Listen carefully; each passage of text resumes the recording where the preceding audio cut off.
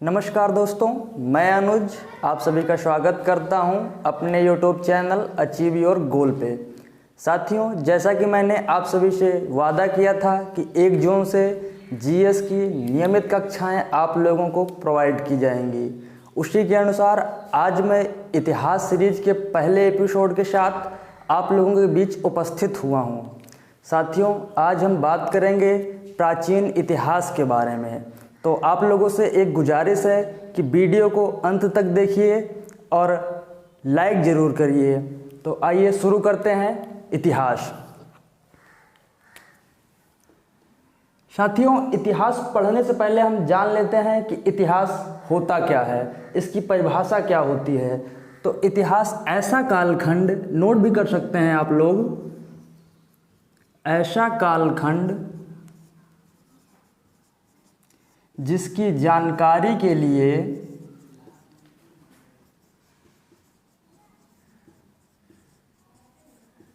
हमारे पास लिखित व प्रमाणित साक्ष्य, लिखित व प्रामाणिक साक्ष्य उपलब्ध है, उसे इतिहास कहा जाता है। इतिहास को अध्ययन की सुविधा की दृष्टि से हम 3 पार्ट में डिवाइड कर लेते हैं। देखते हैं, प्रागैतिहासिक काल,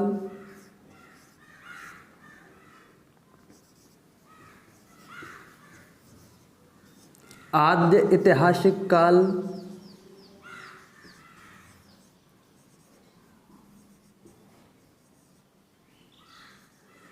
इसके बाद ऐतिहासिक काल।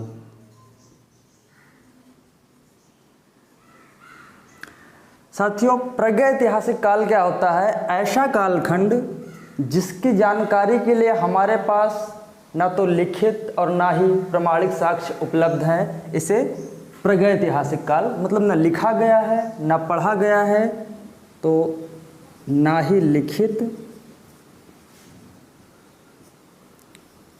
और ना ही प्रमाणिक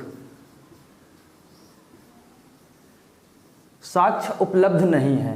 इसकी जानकारी के लिए हम पूर्ण रूप से पुरातात्विक साक्ष्यों पर आधारित हैं और कोई लिखित या प्रमाणिक साक्ष्य उपलब्ध नहीं। इसके बाद आपका है आद्य ऐतिहासिक काल। आद्य ऐतिहासिक काल में लिखा तो गया है, किंतु इसे अभी हम लोग पढ़ने में सक्षम नहीं हुए हैं। इसे आद्य ऐतिहासिक काल के अंतर्गत रखा गया है। जैसे सिंधु सभ्यता, सिंधु सभ्यता में की लिपि भाव चित्रात्मक है, लिखा गया है किंतु उसे अभी पढ़ा नहीं जा सका है। और ऐतिहासिक काल के अंतर्गत रखा जाता है ऐसे कालखंड को जिसमें लिखा भी गया और पढ़ा भी गया। तो इसके बाद हम बात कर लेते हैं मानव विकास के क्रम के बारे में कि मानव का विकास किस क्रम में हुआ है।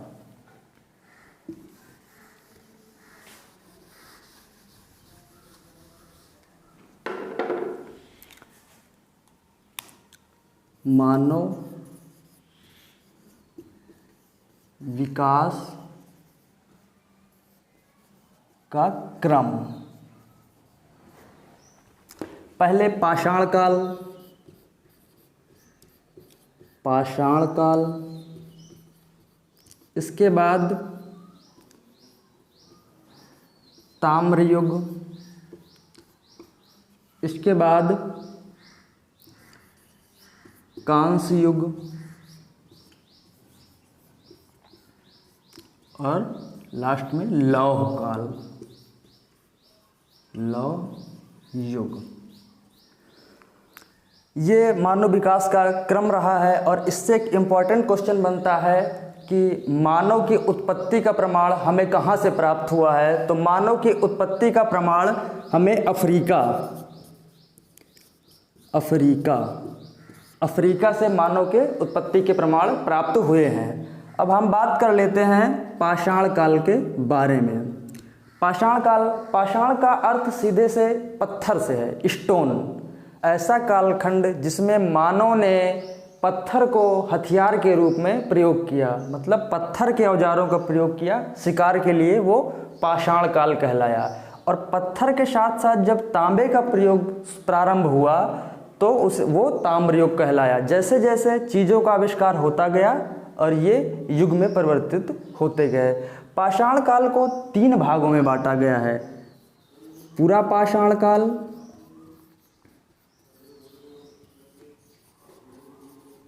मध्य पाषाण काल और इसके बाद नवपाषाण काल। नवपाषाण काल, पूरा पाषाण काल का मानो क्या था? पूर्ण रूप से असभ्य था, जंगली था, पेड़ों पे रहता था, गुफाओं में रहता था, सिर्फ खाने से मतलब था, उसकी प्रवृत्ति शिकारी थी, शिकार करता था, इसलिए इसे आखेटक युग, पूरा पाषाण काल को आखेट युग या आखेट काल भी कहा गया। इसका एक अन्य नाम खाद्य संग्राहक काल भी है, क्योंकि इस काल का मनुष्य सिर्फ खाने के लिए जिंदा था, संग्राहक काल, और खाना बदोश टाइप का था, सिर्फ खाने से मतलब था, जानवरों को मार के खा जाता था, कभी जानवर उसको मार के खा जाते थे। इस प्रकार ये खाद्य संग्राहक काल कहलाया। दूसरा जो पूरा पाषाण काल में इम्पोर्टेंट पॉइंट है, आग की खोज। आग की खोज जो हुई ये पूरा पाषाण काल में हुई, किंतु इसके प्रयोग से ये वंचित थे। आग की खोज, ये पूछा जाता है कि आग की खोज किस काल में हुई। और इसके बाद हम बात कर लेते हैं मध्य पाषाण काल की। मध्य पाषाण काल, इसे सूक्ष्म पाषाण काल भी कहा जाता है। सूक्ष्म पाषाण काल, सूक्ष्म पाषाण काल इसलिए क्योंकि इस काल के औजार हल्के एवं धारदार हो गए थे, थोड़ा आधुनिक हो गए थे पहले से। और इस काल में एक और महत्वपूर्ण आविष्कार हुआ पशुपालन का। पशुपालन की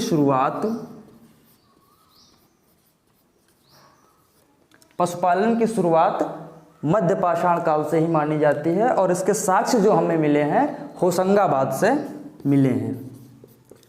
होशंगाबाद। और मानव द्वारा पाला गया प्रथम पशु जो है कुत्ता।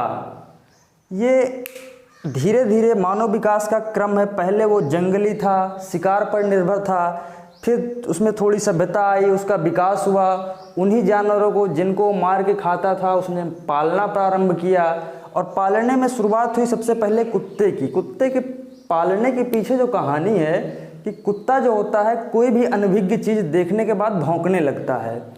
इस स्वभाव के कारण से मानव ने उसे पाला, क्योंकि वो जहाँ पाता था वहीं सो जाता था।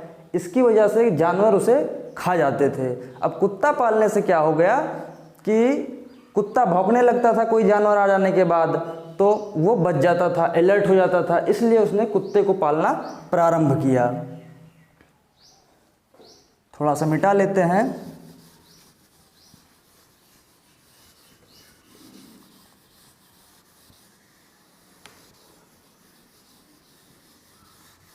इसके बाद आया आपका नवपाषाण काल।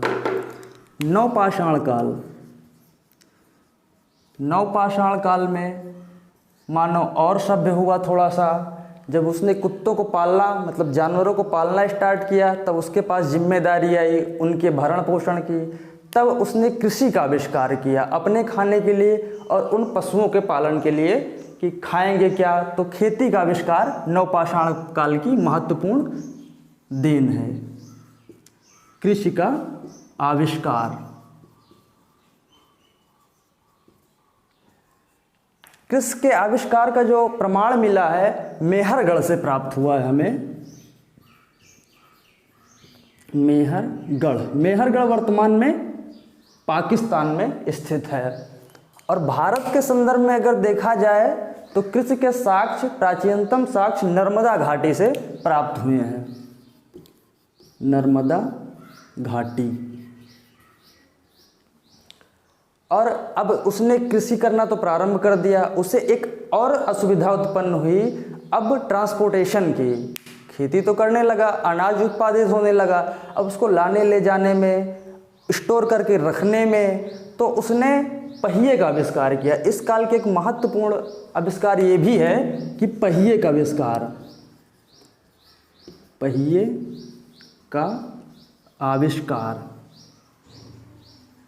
ये क्वेश्चन पूछा जाता है कि पहिए का आविष्कार किस काल में हुआ था। अब जब पहिए का आविष्कार हो गया, कृषि का आविष्कार हुआ, तब कृषि की देख रेख करने के लिए उसे स्थायी रूप से रहने की ज़रूरत पड़ी। अब भाई दूर रहेगा तो आप देख ही रहे हैं आज के समय में कितने जानवर खुले घूम रहे हैं, तो खेती ठीक से हो नहीं सकती थी। तो वो स्थायी घर बनाकर रहने की प्रवृत्ति उसके अंदर आई खेती की वजह से।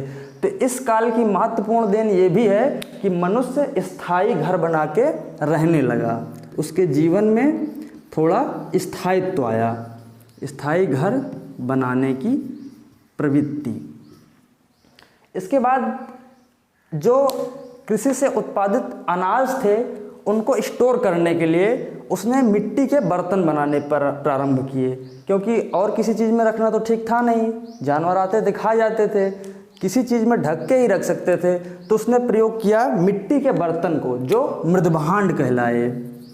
इन्हें ही हम मृदभांड के नाम से जानते हैं। इन्हें स्टोर करने के लिए मनुष्य ने बनाया। और इसके बाद आता है आपका ताम्र युग। पाषाण काल के बाद आता है आपका ताम्र युग। और ताम्र युग में यह है कि जब पत्थर के साथ साथ तांबे के औजार का प्रयोग किया जाने लगा तो वही ताम्र पाषाण काल कहलाया। ताम्र का पहला जो प्रयोग किया गया औजार वो कुल्हाड़ी है। तांबे का पहला हथियार मानव द्वारा जो प्रयोग किया गया था वो कुल्हाड़ी था। और इसके बाद एक क्वेश्चन और बनता है आपका हिस्ट्री से कि इसके जनक कौन है। इतिहास के जनक, इतिहास के जनक हैं आपके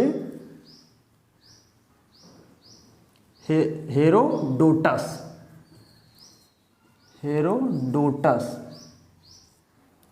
एक बार आप हमारे साथ इम्पॉर्टेंट पॉइंट को रिकॉल कर लीजिए जिससे कि आपको लिखना ना पड़े और आसानी से ये याद हो जाए। साथियों, मेरा उद्देश्य यही है कि आपको वीडियो देखते देखते सारे पॉइंट्स याद भी हो जाएं ताकि आपको ज़्यादा मेहनत ना करनी पड़े। ज़्यादा मेहनत करने के लिए और भी सब्जेक्ट आपके पास पहले से हैं।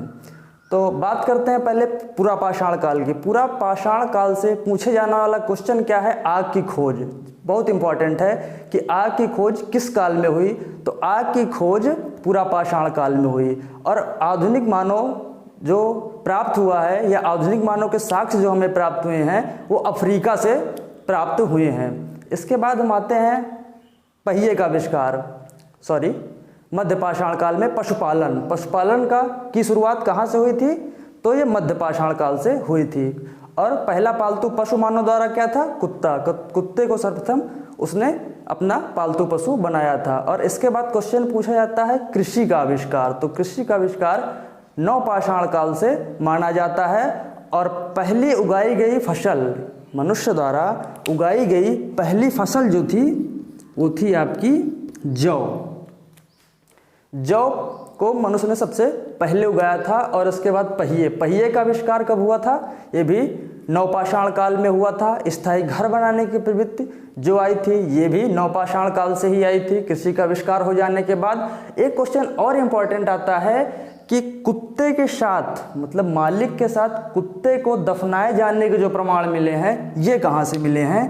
तो मालिक के साथ कुत्ते को दफनाए जाने के जो प्रमाण मिले हैं हमें, ये बुर्जहोम से मिले हैं। ये इससे बनने वाले कुछ इंपॉर्टेंट क्वेश्चन थे। आई होप आप लोगों को ये वीडियो पसंद आई होगी। आप लोग इसे लाइक करेंगे, शेयर करेंगे। तब तक के लिए नमस्कार, मिलते हैं नए वीडियो में। जय हिंद।